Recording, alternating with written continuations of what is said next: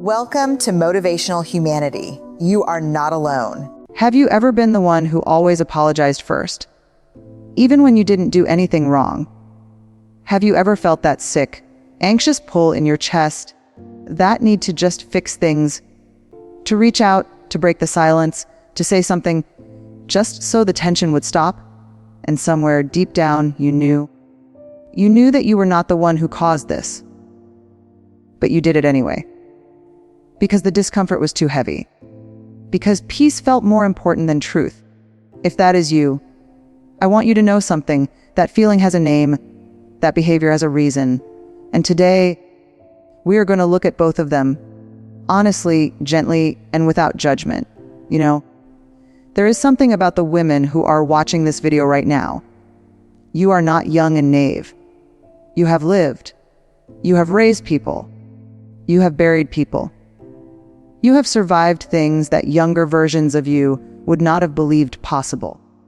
You have bent yourself over and over again to keep the peace in your home, in your family, in your friendships. You learned early that your comfort was less important than everyone else's emotions. That being the bigger person meant swallowing your pain quietly and moving on. And for a long time, that looked like wisdom. It looked like grace. But here's what nobody told you. There is a difference between choosing peace and fearing conflict.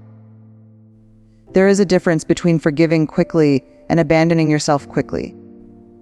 The silence you are holding right now, whether it is with a grown child who said something cruel, a friend who went cold without explanation, a partner who has been dismissive for months, that silence is not weakness. That silence might be the most honest thing you have done in years. And I want to tell you why you should protect it. We have been taught to think of silence as passive-aggressive, as cold, as something difficult people do. But silence is actually a form of communication. And sometimes it is the most accurate one. When you stop reaching out after you have been hurt, you are not being cruel. You are being clear. You are showing the other person, through your behavior, not your words, that something they did was not okay. Here's the psychological truth behind this. In every relationship, there are patterns, and patterns are taught. Every time you broke the silence first, even when you were the one who was wronged, you were teaching the other person that there are no real consequences for hurting you. You were teaching them that you would always come back, always smooth things over, always be the one to make things comfortable again. Think of it like a thermostat in a house. If the thermostat resets the temperature automatically, no matter what happens, no matter how cold it gets, nobody ever bothers to fix the problem. Why would they? The room warms up on its own. You have been the thermostat. And what happens when you stop resetting? The room gets cold, and suddenly, people notice. Silence, real, grounded, not angry silence, forces honest reflection. It creates space for the other person to sit with what they did. And that is not cruelty. That is accountability. Now, I want to be very honest with you about something. Because this is where a lot of people get stuck. Holding the silence is hard. It is physically uncomfortable. And that is not a character flaw. That is your nervous system. When a relationship feels strained or broken, your brain registers it as a threat. Not a logical threat, but a survival threat. Because for most of human history, being cut off from the group, from family, from community, meant danger. It meant being alone in a world that was not safe for lone individuals. So your brain sends out alarm signals. Your chest tightens. Your mind keeps running through the situation. You feel this urgent, almost desperate need to do something, to reach out, to call, to just say anything to make the tension stop. Psychologists call this the fawn response. It is one of 4 responses to a perceived threat: fight, flight, freeze, and fawn. Fawning is when you try to make peace, please, and accommodate, not because you want to, but because your nervous system is trying to keep you safe. And here is the heartbreaking part. When you break the silence out of anxiety, not out of genuine readiness, The relief you feel is temporary. The tension may ease for a moment. But nothing real has changed. The wound has not been addressed. The behavior has not been acknowledged. And the pattern continues. You reached out because you were afraid, not because you were ready, and your nervous system knows the difference, even when your mind tries to justify it. So the next time you feel that pull, that desperate need to just send a message, just check in, just smooth things over, pause, breathe, ask yourself, am I reaching out from a place of peace or a place of panic? That one question can change everything. There is an old idea in negotiation and in relationships that the first person to show vulnerability in a conflict has to do the most work. Now, I want to be careful here, because vulnerability is beautiful. Vulnerability is brave. Brené Brown has spent her career reminding us of that, and she is right. But there is a difference between choosing to be vulnerable because you are ready and rushing to vulnerability because the silence is making you anxious. When you break the silence first, before the other person has had a chance to genuinely reflect, you are handing them something. You are handing them the message that you feel more responsible for fixing this than they do. And in many cases, especially with people who are not good at taking accountability, that message lets them off the hook completely. Think of a time when you apologized first in a conflict.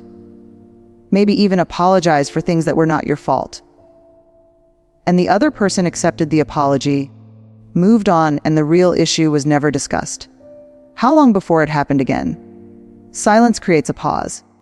And that pause is where growth can happen, if the other person is capable of it.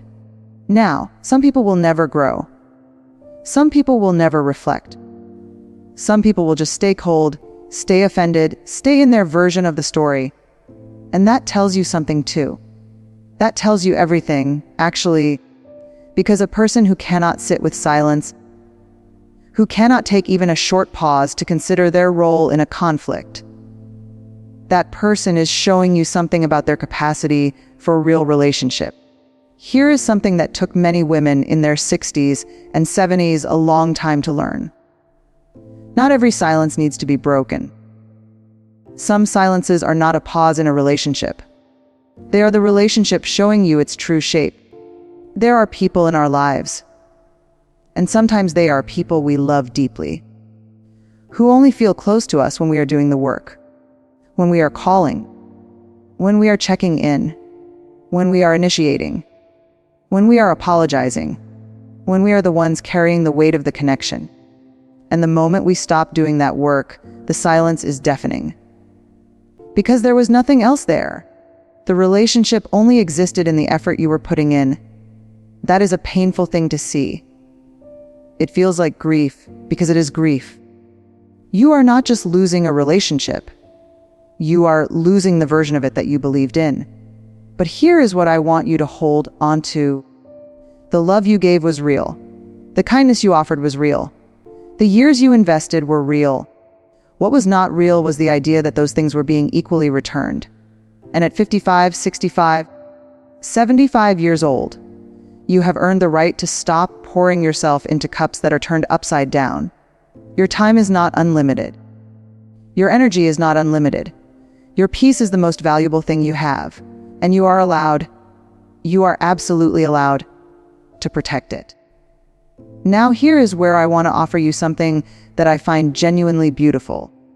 When you hold the silence, when you stop being the one who always reaches out, always repairs, always resets, something interesting happens. You find out who comes to find you. Because here is the truth: the people who truly value your presence in their lives will not let the silence stretch forever. They will reach out, not to make themselves feel better, but because they genuinely miss you, because they care about what happened, because the relationship means something to them beyond the comfort of having you available. And when someone comes back to you with real reflection, with genuine acknowledgement of what happened, that is a moment worth something. That is a relationship that might actually grow. The silence was the test, Not a test you designed to punish anyone, but a natural, honest test that shows you who in your life sees you as a person, not just a resource. Some people will pass, some will not, but you will know. And knowing is always better than wondering. You have spent a long time making yourself small so that others could feel comfortable. You have apologized for things that were not your fault. You have reached out when you deserve to be reached out to. You have kept relationships alive almost entirely on your own effort, and told yourself that was what love looked like. And I am not here to make you feel bad about any of that. Those choices came from a tender, loving heart. They came from a woman who was taught that relationships require sacrifice, and who gave and gave and gave because she believed in people. But you are at a stage of life now where something shifts. Something has to shift. The same energy you used to spend managing other people's feelings, repairing other people's behavior, being the bigger person in situations where the other person should have been bigger. That energy belongs to you now. It belongs to your mornings, to the things that genuinely light you up, to the friendships that feel easy and real, to the quiet moments where you feel like yourself, fully, completely, without performance. The silence you are holding right now is not empty. It is full of your dignity. It is full of your boundaries. It is full of the love you finally decided to give yourself. You do not have to break it first. You do not have to fix what you did not break. You do not have to prove your worth by performing your forgiveness before you are ready. You are allowed to wait. You are allowed to heal. You are allowed to see who comes back and who does not, and let that information shape the rest of your life with clear eyes and a full heart. The woman you are right now, with all her wisdom, all her scars, all her hard-earned clarity, she does not need to chase anyone. She is worth being chased. Before you go, I want to ask you to do one small thing. If something in this video made you feel seen, if you recognized yourself in any of these words, I want you to leave a comment right now with the phrase, "I am reclaiming my peace," not for me, for you. Because there is something powerful about saying it out loud, even in writing. It is a small act of claiming yourself back.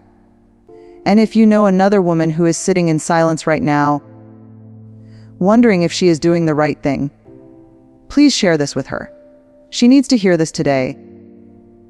And if this kind of content speaks to your heart, the psychology of relationships, the quiet courage it takes to choose yourself, then subscribe, because we talk about these things here, honestly, without judgment, with all the depth they deserve. Take care of yourself this week. You have earned it.